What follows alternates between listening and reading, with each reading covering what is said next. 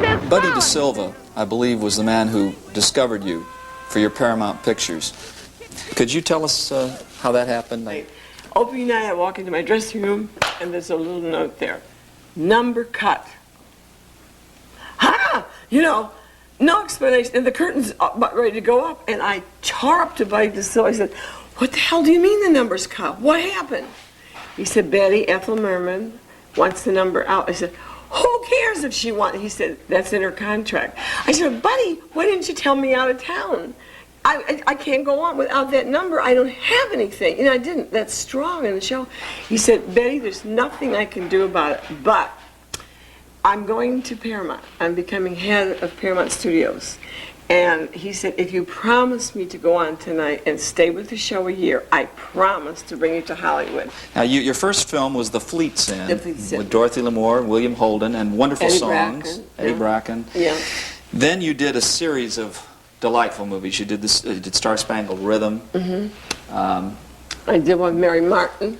Happy Go Lucky, which is delightful. And now, in Happy Go Lucky, you sang one of your biggest hits ever. Murder, he says. Right. Yeah. finally found a fella almost completely divine,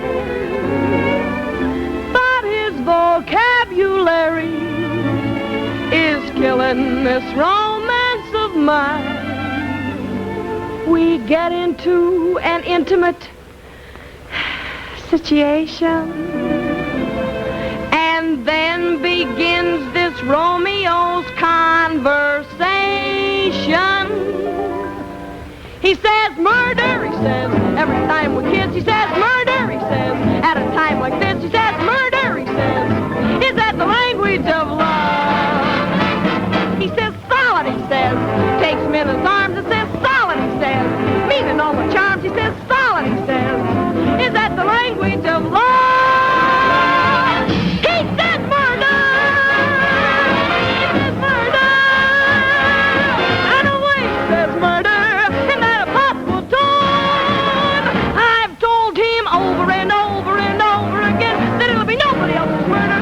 Hey, but his own!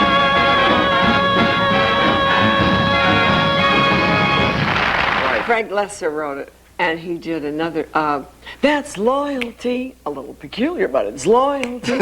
He wrote some really crazy songs for me, yeah. Well, you did really great good. Pictures at Paramount. Yeah. Perils of Pauline. Yeah. With that John was, Lund. I guess one of my favorites. And Miracle on Morgan's Creek was one of my that's favorites. all right. Yeah. Directed by You know, Preston that's Sturges, now of course. in Washington as one of the, what do they call them when they put them in Washington, like in a Smithsonian. I guess I'm an institution now. Oh yeah, that film is. Well, it won it was the greatest comedy of the year. Awarded that. Oh well, it's Yeah. still a classic. Yeah, it's a real classic. Yeah. That's what it's becoming. Now, The Perils of Pauline with John Lund was a story of Pearl White, the silent screen. Yeah, the episodes. Yeah, you did a beautiful, beautiful job in that film, and you did one of your greatest songs ever in that picture.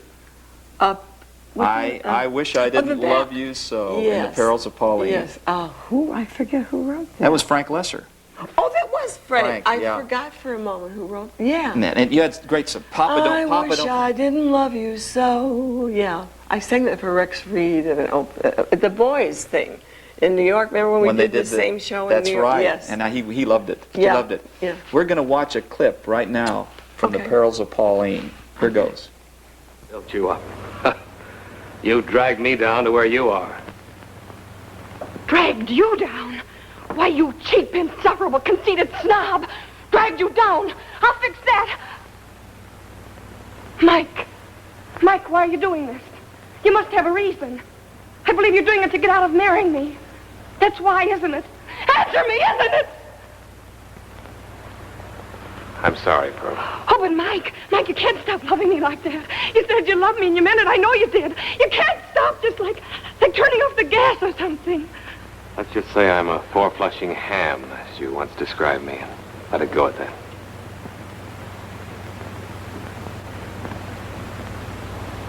All right, Mike. I guess if a man feels that way, a girl'll be a fool to try and hold him. Maybe someday you'll change your mind, but it'll be too late. So run along, Mr. Farrington. It hasn't been fun. Pearl. Get out! Isn't it fun to see that? Marvelous. Betty, you had one of your biggest breaks when you got the plum role in Annie Gets Your Gun in 1950. Judy Garland was doing the film. She didn't really want to do that film. I had seen that play on Broadway with Ethel, and I wanted it badly. But Buddy DeSilva had a stroke by then, and I couldn't get them, the businessmen, to buy it. For Paramount. For Paramount, because it was so expensive. So Metro got it, and at that time they wouldn't loan stars for any reason, so I had to threaten to quit. I said, I want Annie, because I played golf with Eddie Mannix, who was the head under L.B. Mayer of MGM. I bet him $5,000 I'd do the role. I said, I've got a jinx on that picture. It's never going. The one guy died, Frank Morgan died, the leading man broke his leg. I had a hex on it, Everything went wrong. Yeah, and finally I got the part, but it was meant for me. And Judy and I were friends, and she said, I hated that part, Betty. Well, see, you had to be a woodsy kind of girl. And Judy was a sophisticated type gal, and she didn't like it. So what she had done was black out 2 teeth to look funny as Annie, and it didn't work. Because you had to really say, I'm Annie, and come out of the woods with no makeup on and freckles. And, it was my part meant for me. I believe God had his hand on me very closely. I think that's probably your greatest performance. I love that. That and Miracle, I guess, are my favorites. Were your favorites. Yeah. But when you did the song, There's No Business Like Show Business in Annie Get Your Gun, you tore the screen apart. You really did. That's one of the electrifying moments in movie musicals, I think. Now, I wanted to talk about your television, because you did the first live color TV special, is that right? Yes, and Livingston Evans wrote that score. They did. And it was a marvelous score, but it was a rotten show. And I'm serious, it was awful, because nobody had a color set. It was the first color show, and nobody but the executives of NBC had a color set. That's right. So what the hell good was it? The only thing that could have excited the public would be, wow, it's color. She's blonde, or whatever I looked at. But it was black and white to the world, and color to only the executives. Right. It was stupid. Well, now, really your stupid. film career came to an end in 1957 with a movie called Spring Reunion. No, I just. No, I just. Did you? No, I did. Oh, that wasn't the end. That was like, I call that TV. Oh, okay. The end was Somebody Loves Me. I left Paramount. Yeah, and you did a great job in that film. Now, after you did that film, you had a series of personal problems.